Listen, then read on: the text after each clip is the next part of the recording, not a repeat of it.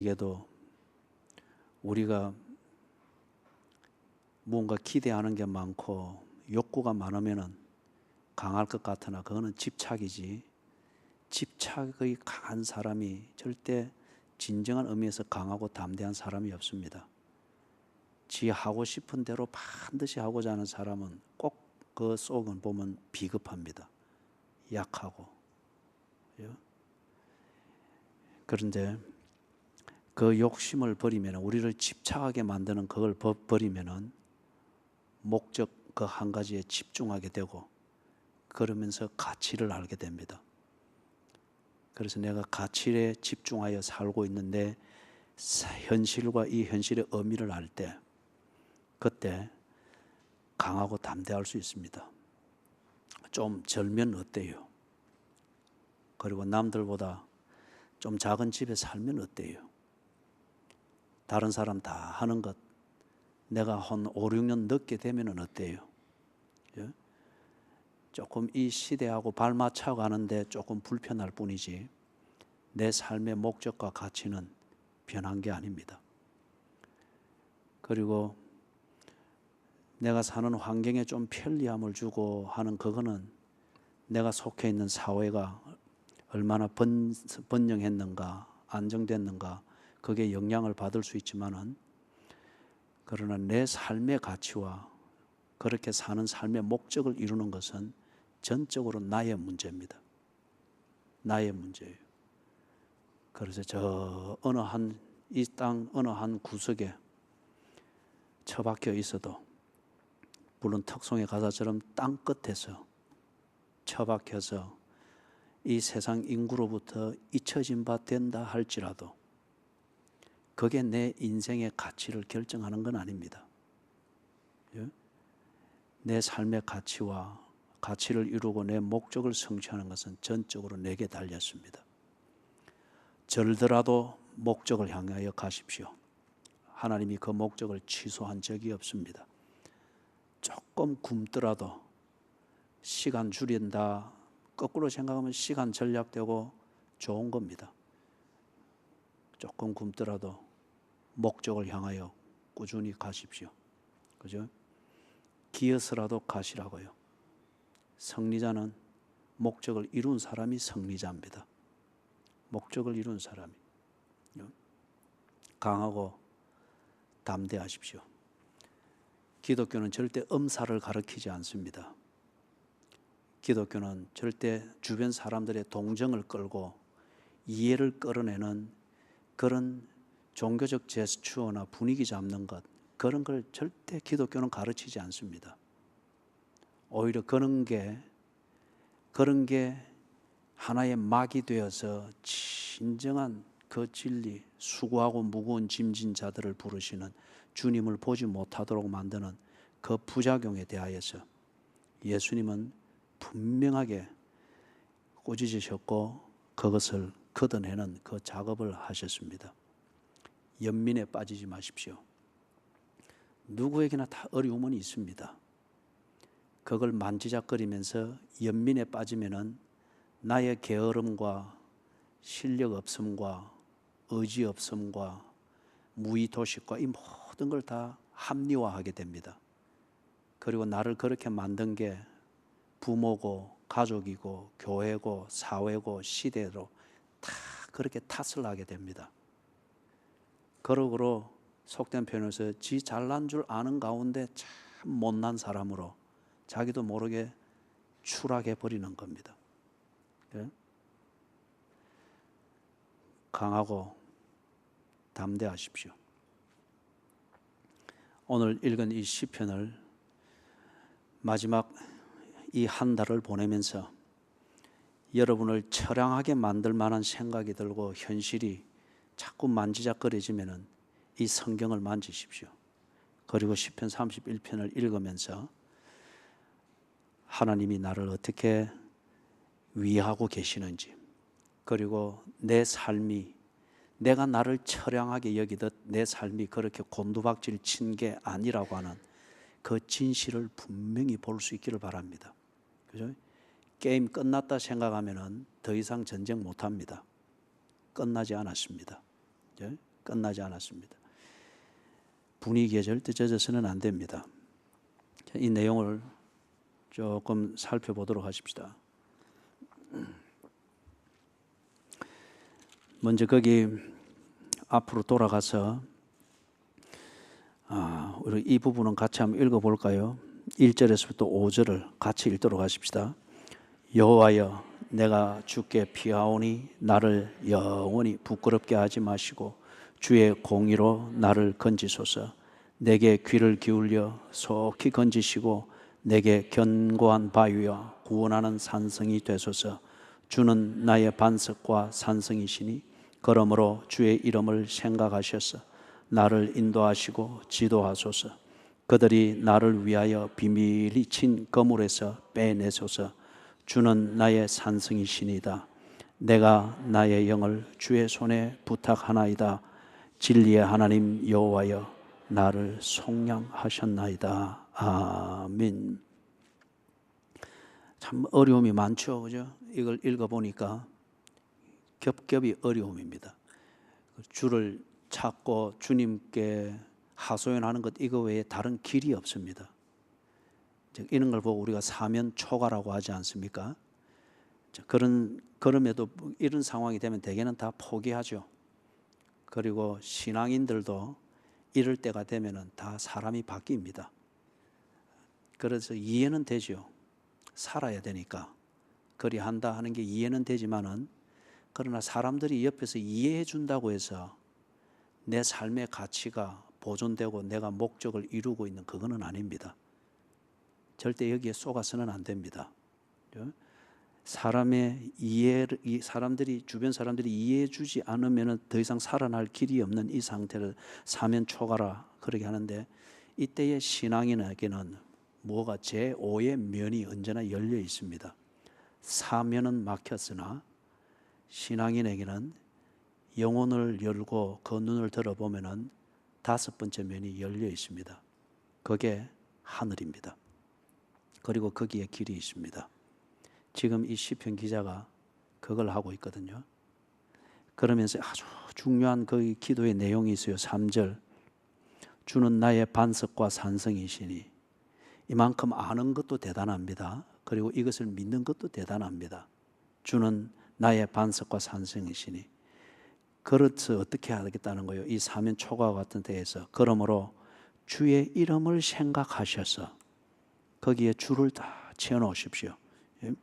깨끗하게 성경책 보존해서 중고로 다시 팔 생각이 아니면은 딱 표시를 해놓으시고, 주의 이름을 생각하셔서 그 다음에 나를 인도하시고 지도하소서. 병이 나아야 될 이유가 있다면 이것이고, 주의 이름을 생각하셔서 내 처지가 병이 걸리는 것이 유익하다면 병을 주시는 것이고, 주의 이름을 생각하셔서 내가 이 지경에서 벗어나는 것이 합당하면 벗어나게 해주시고, 주의 이름을 생각하셔서 지금 이만큼 고생이 참 한계라고 생각하는데 더 해야 되는 것 같으면 더 하게 하소서. 주의 이름을 생각하셔서. 우리 교인들이 이런 기도의 제목에 대해서 눈이 열리고 이런 삶의 표지를 가지고 강단 있게 그렇게 신앙생활할 수 있는 성숙한 그리스도인들이 되기를 주의 이름으로 축원합니다. 주의 이름을 위하여서. 그죠? 앞에도 길게 이야기했지만은 내 정서가 만들어내는 내 처지를 봐서 이렇게 해주십시오, 저렇게 해주십시오, 저렇게 해주십시오. 그럴 때 여러분, 그거는 응답될 게 없습니다. 왜냐하면 그 자체가 허상이기 때문에. 허상이기 때문에. 그런데 이 목적, 주의 이름을 생각하셔서 하나님, 내 가난이 부끄럽습니다. 하나님이 그렇게 생각하신다면 이 문제를 해결하게 해주십시오. 그럼 가난에서 벗어나는 자체가 문제가 아니고 정말 예수 믿는 사람으로서 명분이 안 선단 말이에요. 예? 이 참 목사로서 명분이 안 선단 말이에요. 주의 이름을 위하여서. 예? 그게 합당하다면은 그리해 주시고, 주의 이름을 위하여 그게 부당하다면은 그걸 합당하게 바꾸어 주십시오. 자기 욕심이 없습니다. 사면 초가에게서 얼마나 힘이 들고 고생이 되겠어요. 그러나 그것 때문에 가지는 고통에서 벗어나고자 하는 그 실존주의자들의 몸부림과 같은 이런 게 아닙니다. 주의 이름을 위하여서. 자, 나중에 우리가 조금 여기 정리가 되어질 겁니다. 그런데 얼마나 어려운가 하는 이건 6절을 보니까 내가 허탄한 거짓을 숭상하는 자들을 미워하고 여호와를 의지하나이다. 이건 이제 현실입니다.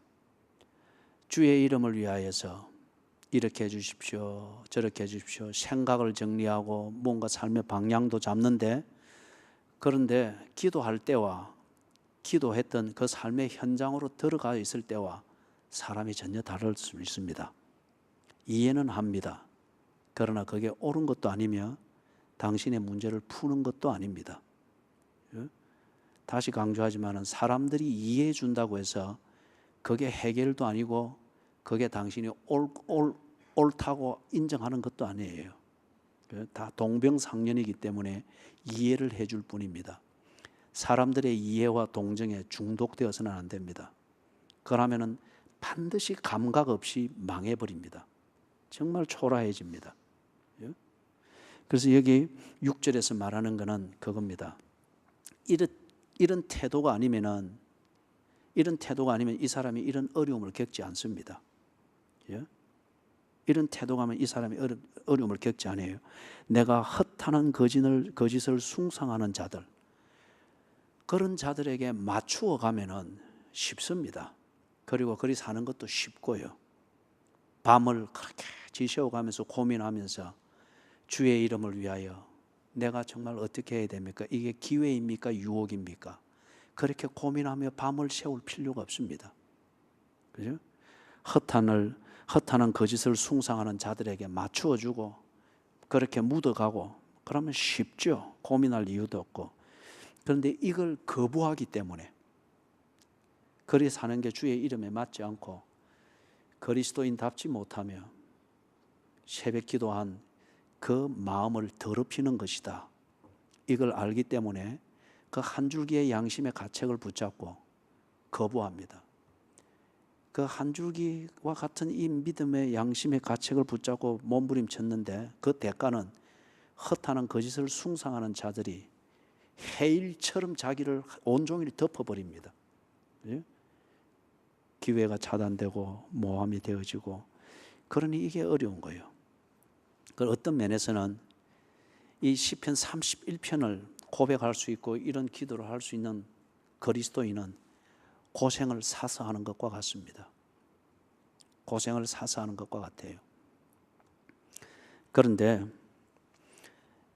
여기에 편성해서 그냥 묻어가는 쉽게 살면은 우선 편합니다.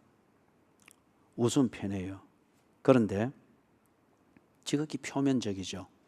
왜 사람들이 참 즐겁게 웃고 즐겁게 떠들고 노는 그런 사람들이, 관중들이 볼 때 누가 봐도 저 사람은 참 즐겁겠다, 무대에서 하는 것처럼 저렇게 지 하고 싶은 것을 다 하면서 하는 것 같다라고 여기는데, 왜 그런 부류의 사람들 중에 마약 중독자가 많고 알코올 중독자가 많고 속도 중독자가 많고 어떤 그런 자극이 아니면은 자기 자신의 이 공허함과 그 초라함, 빈 껍데기 같은 자기의 실상을 보면서 스스로 놀라는 그런 자기 자신을 왜 지탱할 수 없을까요?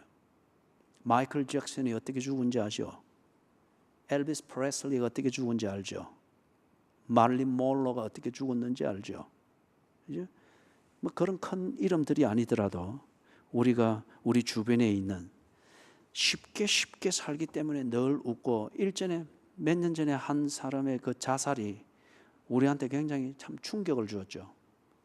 그 사람의 별명이 행복전도사였습니다. 여자분이었고 행복전도사였어요.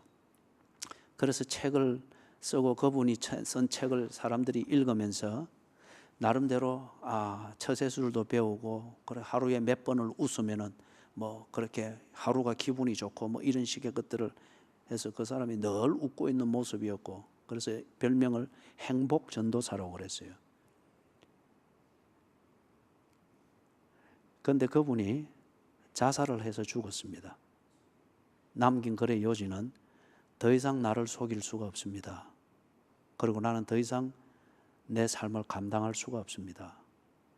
미안합니다. 자살하여 죽었습니다. 이해를 합니다. 그러나 여러분, 쉽게 사는 그 자체가 행복이 아닙니다.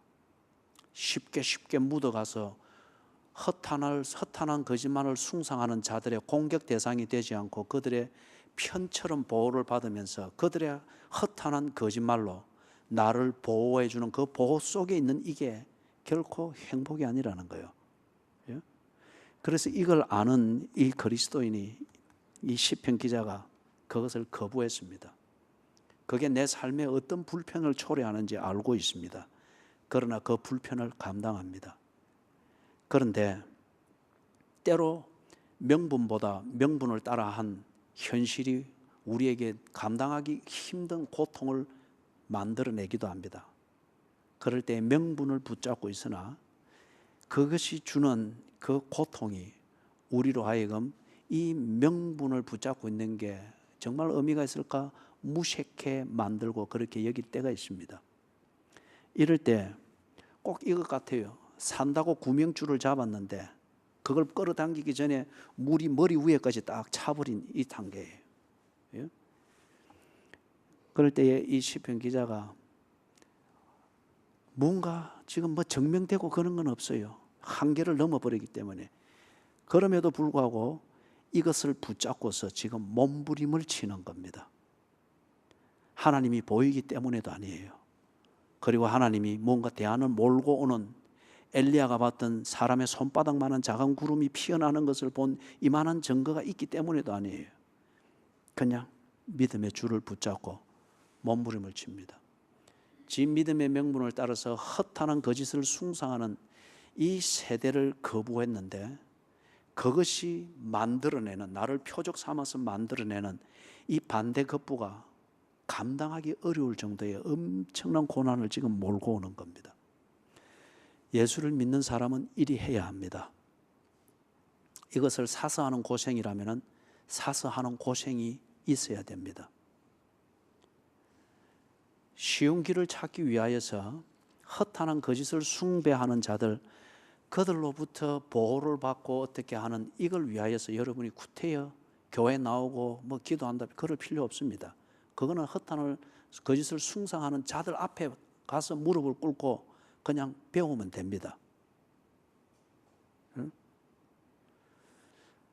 하나님을 찾고 기다려야 되는 것, 그것이 그리스도인의 살아야 될 도리가 아닌 것을 알 때 그것을 거부하는 힘과 거부했을 때에 겪게 되어지는, 하나님은 나를 이 세상에서 사랑할 자가 나 하나뿐인 듯 사랑했습니다. 어거스틴의 고백입니다.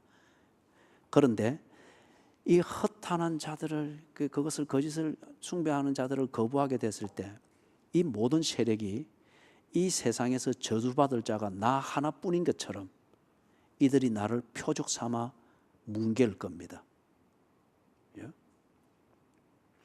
이게 그리스도인들입니다. 이게 예수를 믿는 것입니다. 이게 예수를 믿는 삶의 진면목입니다. 그런데 현실적으로 이걸 견디기가 너무 어렵습니다. 예수를 믿기 때문에 겪는 고난, 주의 이름을 위하여서 처신한 끝에 겪는 고난, 그 현실이라고 하는 것, 이거 여러분 장난이 아닙니다. 장난이 아니에요. 현실입니다. 거기 9절에서부터 13절을 보니까 조목 이야기합니다. 이들을 거부한 결과 자기가 견뎌내야 되는 이 현실을 이야기를 하는데, 9절에서는 보니까 질병의 고통이 있습니다. 이 뭐 병들어도 친구가 없습니다. 그리고 힘이 없으니까 병들고 나면은 스스로 다 무장해제를 당하는 거잖아요. 있는 것도 다 쓸려 나가는 거잖아요. 내가 조금 가지고 있다고 하는 것을 보고 모여들었던 그들마저, 그죠? 자기들의 허탄한 거짓을 숭상하는 이 문화와 삶의 패턴에 동조하지 않으니까 그냥 질병에 걸려 허걱거릴 때 더 이상 내게서 빼앗아갈 게 없고 기대할 게 없습니다. 다 떠납니다. 병과 나만 남았습니다. 이게 너무너무 힘이 듭니다. 그래서 무엇만 하고 있습니까? 근심만 하고 있습니다. 내가 근심 때문에. 그래서 어떻게 됐답니까? 눈과 영혼과 몸이 쇠해졌다고 합니다. 질병은 정말 힘든 겁니다. 정말 힘든 거죠. 그걸 이기는 게 덜컥 나아버리면 깨끗하긴 한데, 그런데 그게 쉽지 않잖아요. 또 질병이라는 게 언제나 그런 게 아니잖아요. 그죠? 근데 이게 여호와를 거부하고 허탄한 거짓을 숭상하는 자들을 거부했기 때문에 내가 병이 들었단 말이에요. 그것 때문에 병이 든 게 아니라 사람은 누구나 병이 들 수 있습니다. 그런데 그게 그러한 사람들, 자기들과 동조하지 않는다고 하는 것 때문에, 또 세상의 방식대로 살지 않는다고 하는 것 때문에 이 질병이 내한테 설상가상이라는 현실을 만들 수 있단 말이에요. 그죠? 이럴 때 예수를 믿는 사람들이 참 한없이 약해집니다. 늘 근심하게 되어지고 몸과 영혼과 몸이 쇠약하다. 무슨 말이에요? 아이러니하게도 이런 질병에 있고 근심 가운데 있으면 주님을 정말 오매불망 찾을 것 같은데 아니에요. 대개 보면은 병이 주는 고통에 지배를 받습니다. 그리고 그의 기도가 초점이 없습니다. 그의 예배도 초점이 없습니다. 비루해집니다. 예? 나름대로는 하나님의 은혜를 구하고 몸부림을 치는 것 같은데 초점이 없어요. 예? 그렇잖아요. 우리가 다 병을 알아보아서 알잖아요. 그래서 건강에 대한 긴장이 있을 정도로 그렇게 되면은 예배 중심보다는 이 근심이 중심이 되어서 예배도 똥가리 내버리고 교회 생활도 휘청거리고, 그래서 몸의 컨디션에 대한 이 근심 따라서 조금 근심이 나오면은 거기에 있고, 이 근심이 가중되어지면은 언제간지 없고, 그게 다 이유가 되어버리는 거예요. 영혼이 쇠해집니다. 몸이 쇠해집니다. 그죠? 자주 이야기를 하죠. 병 들 수 있습니다. 그러나 여러분의 삶이 병자의 삶이 되어서는 안 됩니다. 병이 들었을지라도 여전히 여러분은 여러분의 목적을 위해서 살아야 될 하나님의 자녀입니다. 하나님의 자녀입니다. 그 다음에 또 무엇으로 이렇게 큰 어려운 거요? 거기 10절을 보니까 나의 죄악 때문에 나의 뼈가 쇠하도소이다. 참 실감납니다. 믿음을 가지고 이래서는 안 되지. 그런데 이 허탄한 거짓을 숭배하는 이런 세속과 사회 분위기와 인맥, 어떤 이런 게 다 나를 옥죄어오고 뭐 그래서 재밌는 거 한 번도 못 해보는 것 같고 이럴 때 겉으로는 그리스도인으로서 이러면 안 되지. 그것 때문에 겪는 현실적 어려움을 혼자서 고민하는 거예요. 그러면서 자기 방식 나름대로 즐기는 것을 하는 겁니다.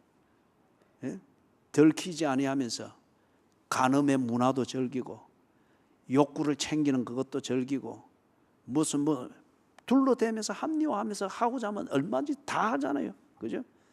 지금 이 땅의 부패한 문화에 충실한 고객들의 20%가 누굽니까?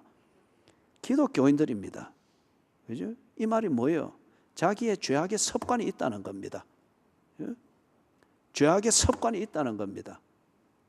기도는 그리 하지만은, 그러나 정말 허탄한 거짓을 숭상하는 자들이 눈에 볼 때 즐겁게 지내고 즐겁게 놀고 쉽게 쉽게 사는 그걸 나도 그렇게 하고 싶은 거예요.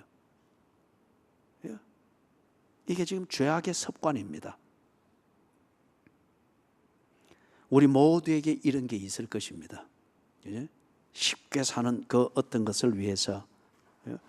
그런데 이 죄악의 습관, 이것에 매여서 우선 뭐 놀고 싶은 거 놀고 하고 싶은 거 하고, 그래서 교회에서도 인정받고 밖에서도 인정받고, 뭐 그래서 교회에서 표면적으로 허탄한 거짓을 숭상하는 자들을 거부하며 세상과 등진 것 같은 삶의 모습 때문에 교회도 인정을 해주고 사람들도 표면적으로 저 사람처럼 예수를 믿어야 된다 이래 하는데, 실제적으로 또 개인적으로는 자기가 엄밀히 하는 게 있습니다.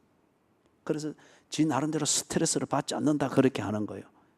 그런데 이 습관 속에 보니까 뭐가 있는 거죠? 그의 실제 삶의 내용 안에 슬픔과 탄식이 언제나 가득합니다. 그죠? 재미는 있는 것 같은데, 그런데 혼자 있을 때, 지 양심과 대화를 할 때, 그리고 하나님 앞에 앉았을 때, 성경을 읽을 때, 또는 가정 예배를 드리면서 자식들 앞에서 하나님을 믿는 신앙이 무언가를 지 입으로 말할 때, 참 이게 양심이 아직이라도 조금 살아있는 경우는 슬픕니다. 힘듭니다. 자신의 이 이중성, 이 비루함, 이 초라함, 그죠? 이게 슬프고 그렇습니다. 그래서 어떻다는 거요? 참 재밌게 지내는 것 같은데 실제적인 삶의 내용을 딱 MRI로 찍어보니까 뼈가 쇠하도소이다. 히브리인의 사고방식에서 뼈는 그 사람의 존재입니다. 정말 존재가 볼품이 없는 거예요. 사람들이 볼 때는 교회 안이나 교회 밖에서 어디서든지 참 인정을 받는 것 같고, 뭔가 이리 뭐 재밌게 사는 것 같고, 그 뭐 자살해서 죽은 행복 전도사가 그렇게 늘 만면을 웃고 다닐 때는 부러움의 대상이었단 말이에요.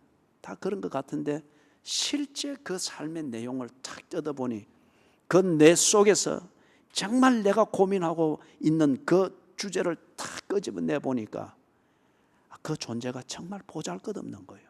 뼈가 쇠하도소이다.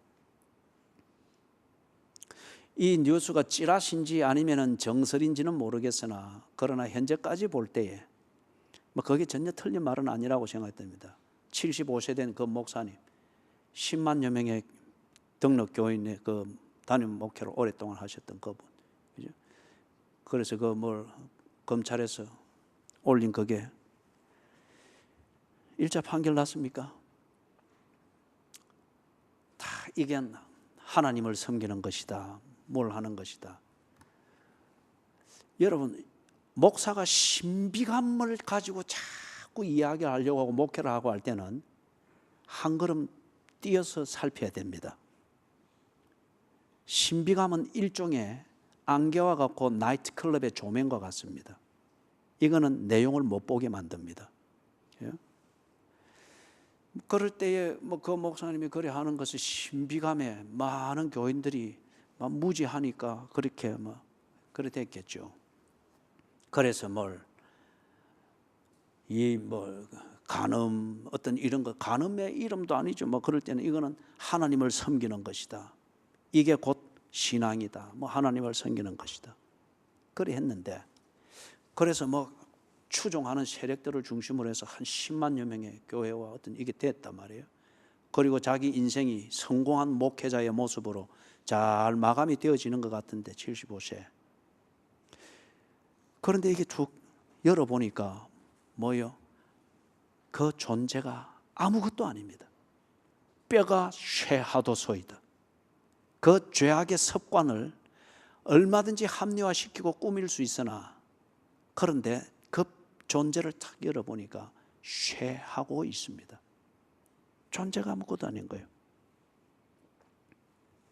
그래서 지금 이 시편 기자가 자기에게 있는 이 죄악의 습관, 주를 위해서 산다, 뭘 한다 하나 그 안에 언제나 뱀이 꽈리를 털고 있듯이 자기 중심성에 그 어떤 죄악의 습관이 있는 거예요. 버리지 못한 체질.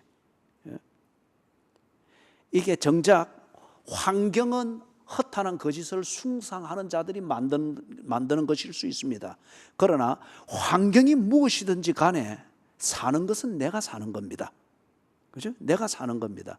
그런데 이 환경은 거짓을 숭상하는 허탄한 거짓을 숭상하는 자들이 만든 이 환경 안에서 은근히 내가 그것을 즐기고 있는 거예요. 이 죄악의 습관이 있는 거예요. 주의 이름으로 이 죄악의 습관을 키우고 있는 거예요.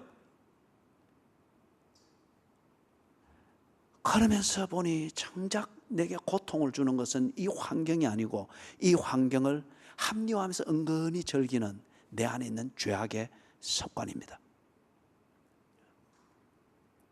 세 번째 그 사례를 드는데 13절, 이것은 11절에 내가 모든 대적들 때문에, 여러분 이거는 정말 어찌할 수 없는 겁니다. 아니 땐 굴뚝에 연기 나겠나 하는데 때로는 아니 땐 굴뚝에 연기 나는 때가 있습니다.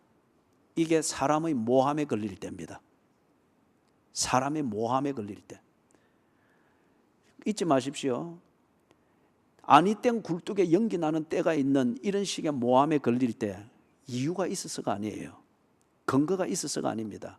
그럴 때에 딱 대적들이 건드린 것은 도덕성을 건듭니다.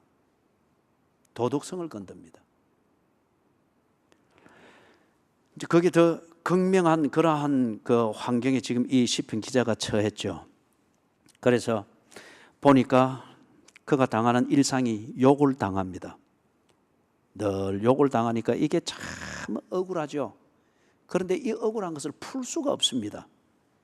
도덕성을 건드리는 이러한 공격들 이런 것들이 있을 때 이걸 풀기 위해서 선은 이렇고 후는 이렇다 차근차근 따질 때에 그게 더 되말리는 경우가 거의 10중 8구입니다. 그거 진위를 가리기 위해서 만든 시비가 아니기 때문에 오히려 그걸 시비를 가리기 위해서 논리적으로 접근하게 되어지면은 이게 진흙탕이 되어버리는 거예요. 그러니까 이게 참 너무 억울한 거예요. 이게 너무 억울한 거예요. 그러면서 이게 이제 대적들의 만드는 여기에 먹혀 들어가니까 자기를 평소에 신뢰해주고 인간관계를 맺어가고 삶의 한 부분이 되어줬던 사람들이 다 자꾸 떠납니다. 그래서 자기 자신을 뭐와 같다고 합니까? 깨진 그릇과 같다. 깨진 그릇을 누가 만지작거리겠느냐 말이에요. 깨진 그릇은 버려버리고 잊어버리잖아요. 그래서 여기서 내가 잊혀진 자가 왔다잖아요. 예? 잊혀진 거. 이게 근데 너무 억울하단 말이에요. 지가 잘못해서 그런 게 아니에요. 지가 잘못한 죄에 대한 벌을 받아서 이런 것도 아니고 누군가를 해코지했기 때문에 그것에 대한 상당한 보응을 받기 때문에 이런 것도 아니에요. 억울합니다. 너무 억울합니다. 그러면서 잊혀집니다. 할 수 있는 대로 여러분들이 이런 일을 당하지 않기를 바랍니다. 그런데 목적에 집중하고자 할 때에 우리가 흔히 하는 표현으로 말할 때 정말 그리스도인다운 자신의 삶의 입지를 분명히 지키고자 할 때 이런 경우를 당하게 될 것입니다. 그때 허둥지둥 되지 마시고 시시비비를 가리려고 여기저기 찾아다니느라 여러분의 그 삶을 결정하고 결심하고 결단하도록 만들었던 여러분의 기도의 자리를 떠나는 어리석음을 범해서는 안 됩니다. 그게 대적들이 노리는 것입니다. 느헤미야가 산발락과 도비야가 제안하는 장밋빛 같은 제안, 화해 무드를 했지만은 느헤미야가 가지 않았죠. 왜 그렇죠? 그게 바로 그들이 노리는 것이었기 때문에. 밥 줘서 분위기 좋게 하는 요 자리에 오게 해서 뭘 하고자 하는 거, 노리는 건 그 자리를 떠나게 만드는 거예요. 너무 억울한 거예요. 그래서 잊어버린 바 된 자와 같습니다. 깨진 그릇과 같습니다. 이게 너무 힘이 듭니다. 이럴 때 예수 믿는 사람들이 어떻게 처신해야 되겠어요? 이런 거는 우리의 기도마저도 변질시켜 버립니다. 기도가 막 독물이 막 뿜어져 나오죠. 독곡물이 뿜어져 나오고 저주가 막 출출씩 막 나오고, 이미 이거는 기도가 아니죠. 그죠? 네 번째 사례를 드는 것 14절에 같이 한번 읽어보십시다. 여호와여, 그러하여도 나는 주께 의지하고 말하기를 주는 내 하나님이시라 하였나이다. 14절을 읽기 전에 13절을 읽어야 됩니다. 13절 같이 읽습니다. 내가 무리의 비방을 들었으므로 사방이 두려움으로 감사했나이다. 그들이 나를 치려고 함께 의논할 때에 내 생명을 빼앗기로 꾀하였나이다. 여러분, 이 비방이라고 하는 게 참 음해하는 거, 이게 참 힘든 것을 크고 작은 일들을 통해서 경험해 봤죠. 그러니 절대 남을 음해해서는 안 됩니다. 차라리 직언을 하십시오. 차라리 직언을 하시라고요. 예? 그러나 남을 비방하는 이런 것에 동조해서도 안 되고, 나는 거기에 참견 안 합니다 하고 묵묵하게 그걸 들어주는, 그래서 나는 잘 들어준다라고 해서 뭐 무슨 소리를 해도 그렇지 뭐 빈소리라도 맞장구 쳐요. 그것도 동조하는 겁니다. 그것도 죄악입니다. 그죠? 남의 말을 잘 들어주는 것, 그거는 그리하는 게 아닙니다. 자꾸 그러다 보면 자꾸 비방하는 이 습관이 자꾸 가중이 되게 돼 있어요. 그죠? 비방하는 것, 동조하지도 말고 남을 비방하는 이것으로 문제를 풀려고 하지 마십시오. 그거는 절대 문제를 푸는 게 아닙니다. 그리고 이게 그 고통을 지금 이야기하잖아요. 이 비방하는 이게 바로 11절에 말하는 것, 모든 대적들, 그들이 하는 중요하고, 그 다음에 이거는 아주 쉽게 쓸 수 있는 또 무기잖아요. 그런 종류의 사람들이 그걸 지금 쓰는 그겁니다. 그런데 이 힘든 과정에서 14절에 보니까 어떻게 한다고 합니까? 죄악의 습관을 합리화하려고 하지 아니하겠습니다. 그리고 대적들을 내가 상대하기 위해서 선은 이렇고 후는 이렇다 쫓아다니면서 따지고 이란으로 진흙탕 싸움하고, 그러면서 실제적으로는 기도의 자리 떠나고 하나님을 우러러보는 그 자리를 떠나게 되는 이 어리석음을 범치 아니하겠다. 그래서 어떻게 해야 됩니까? 다 그 자리를 지키면서 14절에 나는 그러하여도 나는 주께 의지하고 말하기를 주는 내 하나님이시라 하였나이다. 주는 내 하나님이시라. 딱 줄을 치십시오. 주는 내 하나님이시라. 이 백이 없으면은 어디서든지 싸움 못합니다. 이 영적 전쟁을 치러내지 못합니다. 우리에게 별 재주는 없지만은 이 백은 분명히 있어야 돼요. 주님이 내 하나님이시다. 그죠? 그 농협에서 그 세우던 그 대학, 거기서 거기 국방대학이었습니까? 거기 교수로 있던 분이 덜컥 직장암이 걸렸어요. 그런데 이게 발견될 때에 이미 말기 가까이 되어버린 겁니다. 그래서 그 아내 되시는 분은 교회 신실한 권사였는데 뒤에 이제 이 남편이 직장암으로 죽고 난 뒤에 그분이 전도사가 됩니다. 그리고 환자들을 위하여서 전도하고, 그 다음에 암병동에 있는 교인들을 돌보고 케어하는 이것에 평생 헌신을 하게 됩니다. 그분이 한 간증에서. 그래 남편이 직장암이 걸리고 이러고 난 뒤에 예수를 믿게 된 거예요. 믿게 된 거예요.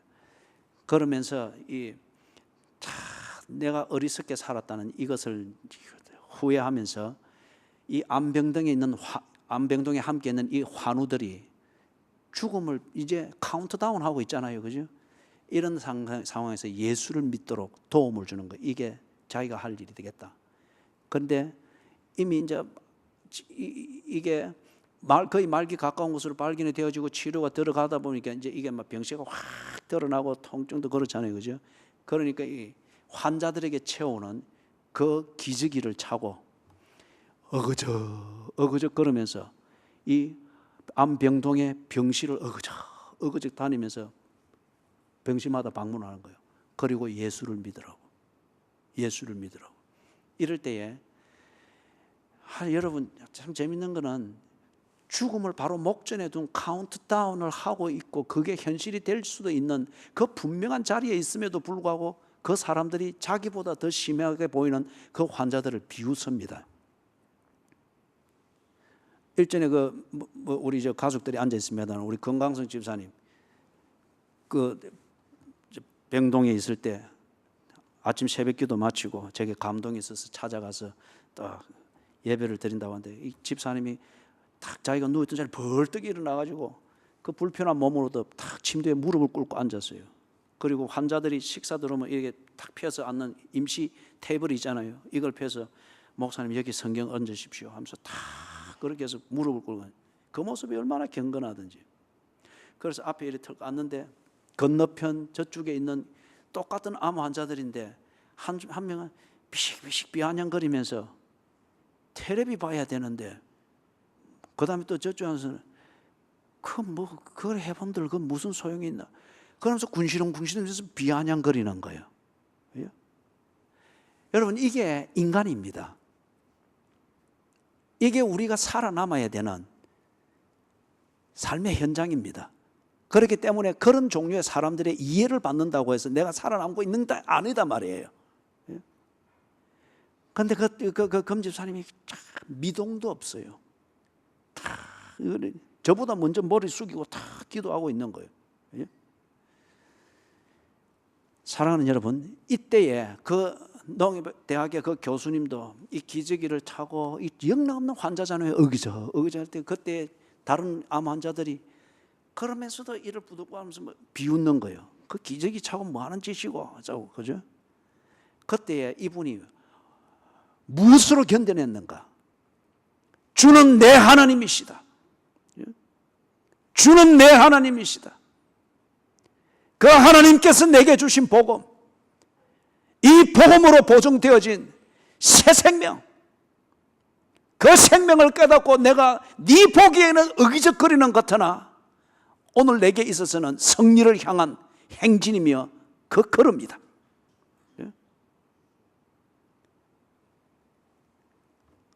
강하고 담대한 것은 씩씩한 특공대가 걷듯이 그렇게 걷는 그것만을 의미하는 게 아니죠.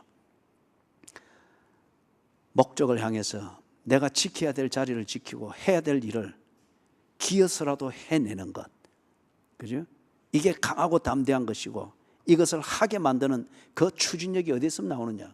가장 근본적인 그 출발 기초는 주는 내 하나님이시다.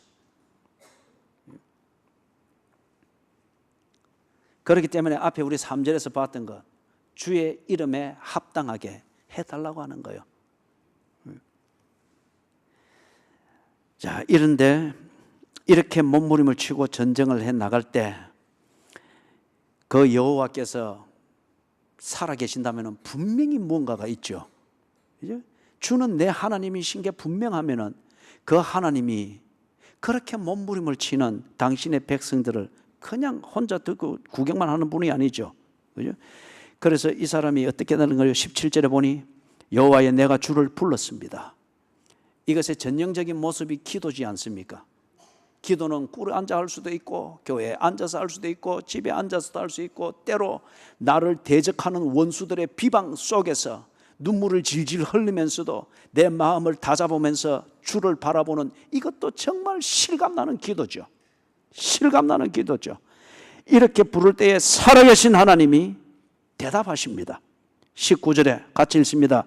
주를 두려워하는 자를 위하여 쌓아두신 은혜, 곧 주께 피하는 자를 위하여 인생 앞에 베푸신 은혜가 어찌 그리 큰지요. 그분이 기저귀 차고 3개월을 다니면서 암 환우들에게 복음을 전하고, 그리고 천국으로 가셨습니다. 새까맣게 탄, 모양은 그러나 그 새까맣게 탄 그 속에서 우러나오는 천국에 대한 고백, 이걸 그 부인이 고스란히 목격하고 그것을 증거로 삼고 전도사로 헌신하여서 세브란스 병원 암병동의 환우들을 돌보는 전도사로서 헌신을 하게 된 겁니다. 그죠? 그 은혜가 어찌 그리 큰지요. 베푸신 은혜가 어찌 그리 큰지요. 살아계신 하나님, 자기 백성을 돌보시는 하나님, 역사하시는 하나님, 주는 내 하나님인 것을 가르치신 하나님이 내가 너를 붙들고 있다고 하는 것을 고비 때마다, 위기 때마다, 그 주를 놓고 싶은 한계를 느낄 때마다 하나님이 증거를 보여주시고 일하고 계시는 것을 분명히 경험하게 하셨다는 거예요. 그 은혜가 어찌 그리 큰지요.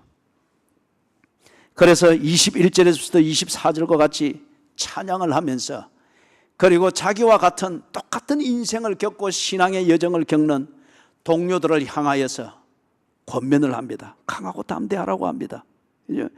여호와를 찬송할지어다. 견고한 성에서 그의 놀라운 사랑을 내게 보이셨습니다. 하나님이 살아계십니다. 일하고 계십니다. 22절에서 내가 놀라서 말하기를 주의 목전에서 끊어졌다 하였사오나, 정말 이럴 때가 있습니다. 정말 예수 믿는 것이 뭔지, 이렇게 기도한들 이게 무슨 의미가 있는지, 그동안 그렇게 애를 쓰며 했던 이게 무슨 의미가 있는지, 언제나 내 기도보다 더 큰 문제가 있는 것 같고, 언제나 나의 신앙보다 더 크게 여겨지는 그런 고통과 난관이 있는 것 같단 말이에요. 이럴 때에, 이게 겹겹이 이어지게 될 때에, 겹겹이 이어질 때에 내가 놀라서 말하기를 주의 목전에서 끊어졌다 하였사오나, 그죠? 하나님이 그것을 이해합니다. 이해합니다. 그럴 때에 정말 끊어진 것처럼 여겨서 스스로 놓아버리지 아니하도록, 22절 하반절에 내가 주께 부르짖을 때에 주께서 나의 간구하는 소리를 들으셨나이다. 하나님이 이번이 아니면 나는 놓아야 됩니다. 이번 이것이 아니면 하나님, 내가 이것을 놓을 수밖에 없습니다. 아니, 내가 놓지 않더라도 내가 떠내려갈 수밖에 없는 상황입니다. 간절한 기도입니다. 진실입니다. 하나님께서 당신의 이름을 위하여 한계에서 우리가 견딜 수 없는 시험은 주지 않잖아요. 붙드신다고 합니다. 간구하는 소리를 들으셨나이다. 하나님을 불평하기 전에 하나님을 얼마나 신뢰했는지를 점검하십시오. 여러분의 기도와 여러분의 신앙생활에 대하여서 회의를 가지고 스스로 등을 돌리려고 고민하기 전에 얼마나 주님을 바라보았는지, 주는 내 하나님이시라는 이 고백 위에서 얼마나 주를 신뢰하면서 여러분의 지조를 지켰는지, 그것을 점검하십시오. 23절에서 너희 모든 성도들아 여호와를 사랑하라. 여호와께서 진실한 자를 보호하시고, 진실한 자, 주를 쳐놓으십시오. 이 진실하다고 하는 건 subjectifying, 자기의 주관적인 생각으로 내가 옳은 것을 하고 있다, 이만하면 잘하고 있다, 그걸 말하는 게 아니에요. 여기서 진실한 자, 그는 누구죠? 하박국서 2장 4절의 표현을 빌려서 말하자면 믿음으로 사는 자입니다. 믿음으로 산다고 하는 게 뭡니까? 어떤 경우에 있든지 주는 내 하나님이시다, 주는 내 하나님이시다, 이 관계에 대한 신뢰 위에, 그래서 주를 의지하는 그 삶의 내용들, 이게 진실한 자를 말하는 거잖아요. 그죠? 허탄한 거짓을 숭상하는 자들을 두려워해서 거기서 묻어가면서 그렇게 넘어가고, 그건 결코 진실한 자가 아니죠. 야곱이죠. 의인은 오직 믿음으로 말미암아 살리라. 사랑하는 여러분, 예를 들면은 필리핀의 예입니다. 빅토르라는 아주 유능한 젊은이가 있어요. 결혼을 일찍을 했죠. 그런데 지금 30대입니다. 30대 초반인데 이 친구가 아주 비상해요. 지금 현재 뚝에 가라오 있는 대학교에서 회계학을 가르치는 전임 강사입니다. 다음 교수 요원이죠. 전임 강사를 하고 있고, 그 다음에 CPA를, 이 자격증을 가지고 있습니다. CPA가 뭔지 알죠? 세무에 관련돼서 세무고시에 합격한 것과 같아요. 이 CPA를 가지고 있는데, 그런데 이 친구가 CPA 자격을 가지고 있으면은 이걸 자격증만 빌려주고 있어도 엄청난 수입을 벌어들일 수 있습니다. 그런데 이 친구가 이 CPA와 관련되어진 직업을 갖지 않는 거예요. 그래서 한번 물어봤습니다. 왜 그러느냐? 그러니까 필리핀의 상황에서 CPA를 가지고서 세무에 관련된 일을 하면은, 그것도 지금 이 CPA를 가지면 전문직에 앉아 있잖아요. 그렇게 되는 것 같으면은 반드시 뇌물을 주고 받는 여기에 연루를 하게 됩니다. 그리고 그런 내용을 가지고 있는 장부들에 대하여서 자기가 눈을 감아줘야 됩니다. 그러지 않는 것 같으면 그 직업을 유지를 할 수 없다는 거예요. 그래서 자기는 천주교에서 기독교로 개종을 했습니다. 그것이 틀렸다고 하는 것을 발견하고서 개종을 했습니다. 그러면서 하나님을 믿는 사람으로서 제대로 믿어야 될 때 이것을, 필리핀에서는 이게 관행이지만은, 그러나 내가 예수를 믿고 성경을 알고 나니 이렇게 하는 것은 그리스도인으로서 할 일이 아니었습니다. 그래서 CPA, 이 다른 사람 젊은이들이 참 부러워하는 이 라이센스를 가지고 있지만은 그것으로 엄청난 수입을 만들 수 있는 직업을 거부하는 거예요. 주는 내 하나님이시고 그것을 주장하면서 주님으로부터 받을 것만 계산하는 것이 아니라 그 주님에 대한 절개를 지키겠다는 거예요. 이게 의인은 믿음으로 말미암아 사느니라. 그게 진실을 말하는 것입니다. 한 가지만 더 예를 드립니다. 제1나군교회라고 있습니다. 여기에 이게 개척이 되어질 때 선교사님이 거기 가서, 여러분이 제 사진을 보면서 봤지만 말 타고 배 타고 이래서 거기 가서 성경 공부를 인도하고 하는데, 한 번은 비가 와가지고, 비가 오면 그 강이 갑자기 불어나 버려요.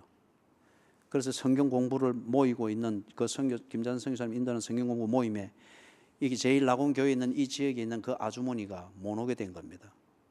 그런데 그러려니 생각을 했는데 이 아주머니가 나중에 아이도 물에 젖고 자기도 물에 젖은 모습으로 좀 늦었지만 성경 공부 모임에 뜨고 온 거예요. 아이를 넣고 몸을 푼 지가 한 달이 채 안 되는 단계였어요. 그런데 왔어요. 물도 엄청나게 불어나서 물살도 되는데 그걸 어떻게 왔느냐? 아이를 목에 메고 끈으로 묶고, 그리고 거기 사는 주민이니까 물길은 알죠. 그렇게 해서 건너왔다는 거예요. 그 여자분 이름이 놀마입니다. 놀마.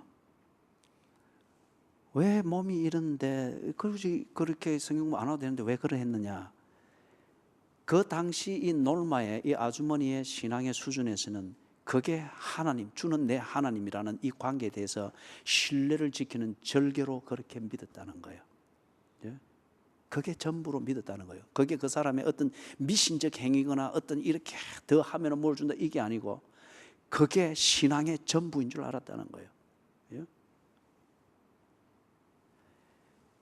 그래서 그 아직 몸도 제대로, 우리 한국적 뭐 상황으로 치면은 몸도 아직 제대로 못 푼 그런 기간이잖아요. 아이를 둥쳐매고 끈으로 묶고, 그리고 그것을 조심조심 아는 그 물길을 따라서 이렇게 차는 데를 건너온 거예요. 그런데 여러분,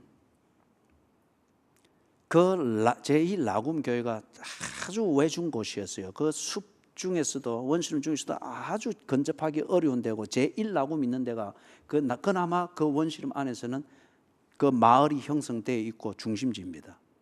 그런데 일본 도요타 자동차 회사에서 자기들 차량을 팔아먹기 위해서 많은 사회 간접 자본을 많이 그렇게 해요. 그래서 도로를 내주는데, 도로를 쫙 뚫는데 2차선이 될 수 있도록 뚫는데 어디로냐? 제1나군교회 바로 앞으로 지나가도록 도로가 나버린 거예요.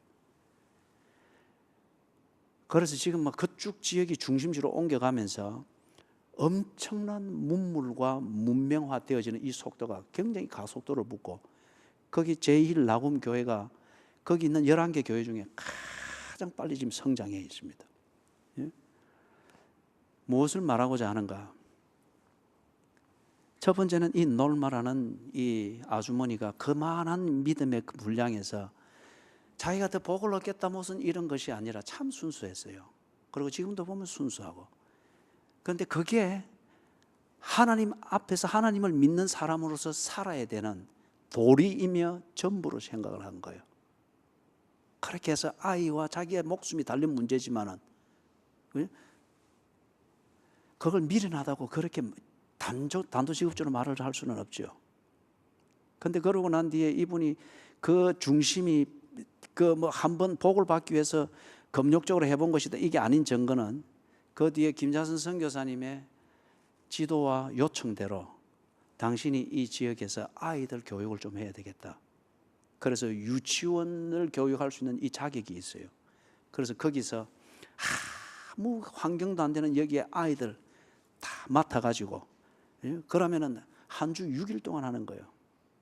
그렇게 해서 이 가르치는데 지금 그 유치원이 3개가 됩니다. 그 정글숲 지역에 3개가 되고, 이걸 위해서 이 사람은 지금은 이제 할머니가 됐어요. 그는 결혼을 일찍 하니까 아직 50대 중반도 채 안 됐는데 할머니입니다. 그러면서 아직도 이 유치원을 위해서 이렇게 헌신을 하고 있는 거예요. 자기 생활이 없겠습니까? 그죠? 몸이 아프지를 않겠어요? 그 다음에 그 유치원을 해 나가면서 그걸 하니까 김자선 선교사님한테 한 2번 부탁을 했답니다. 내 말고 다른 사람을 좀 알 수 있게 해달라고. 나도 사생활을 해야 되니까. 그래서 김자선 선교사님이 아무리 봐도 이 사람이 해야 될 그거라서 거절을 했는데, 그럴 때 더 이상 토를 달지 않고 자기 할 일로 알고 꾸준히 해 나가는 거예요. 이게 믿음으로 말미암아 사는 겁니다. 그게 주는 내 하나님이라 고백하는 이 관계에서 내가 있어야 될 자리고 해야 될 일이고 하나님을 향하여 절개를 지키는 것이면은 가타 부타 따지지 않고, 혹 가타 부타 따지는 일이 있을 때도 그게 아닌 것을 알았을 때는 딱 접고 그대로 하는 겁니다. 그게 믿음으로 말미암아 사는 거죠. 일전에도 장기려 박사님 이야기를 했지만은, 왜 6.25 전쟁 때 일사후퇴에 이게 만들어질 때 모든 사람들은 다 피난길을 따라서 그 피난 인파의 물결에 묻어서 남쪽으로 쭉 가는 그 길인데, 저녁에 산정현 교회에서 교회 종소리, 예배 시간 알리는 종소리가 나니까 이 장기려 박사님 그때 26살인가 그랬는데, 피난 물결과 정반대로 종소리 나는 쪽을 향해서, 교회를 향해서 왜 그렇게 걸어갈 수 있었느냐 이거죠. 그렇게 갔을 때에 장로님 6분이니까 5분이, 한상도 목사님은 피난 보내고, 그리고 그분들이 딱 문 앞에 지키면서 교인들을 빨리 피난 가도록 하고, 자기들은 피난 행렬에서 떨어지는 거죠. 왜 그렇게 할 수 있었느냐 이거죠.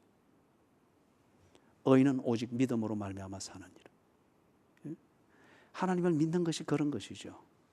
그리고 그게 진실한 자입니다. 진실한 자. 그래서 진실한 자를 보호하신다. 그래서 24절에 여호와를 바라는 너희들아 강하고 담대하라. 여호와를 바라는 너희들아 강하고 담대하라. 여호와는 내 하나님이십니다. 그분을 정말 기다리고 바라는 것 같으면 주님께 사면 초가라고 하여서 내 처신을 합리화시키는 그 비루한 종교인이 되지 말고, 사면 초가가 되었어도 세상이 막을 수 없는 한 곳이 있습니다.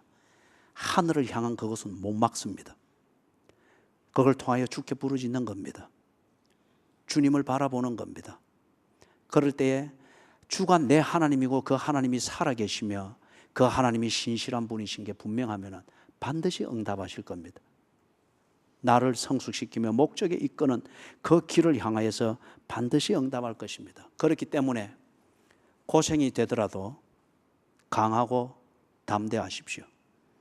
병이 들 수 있습니다. 가난해질 수도 있습니다.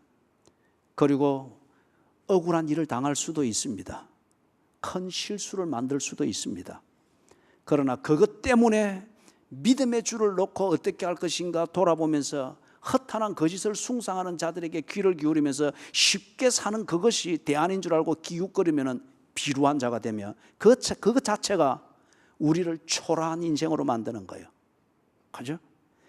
병들어서나 건강할 때나 부할 때나 가난할 때나 좋을 때나 굳을 때나 내 주변의 친구들로 가득할 때나 모든 친구들이 썰물처럼 나로부터 빠져나갈 그때에도 주는 내 하나님이신 것을 잊지 않는 겁니다.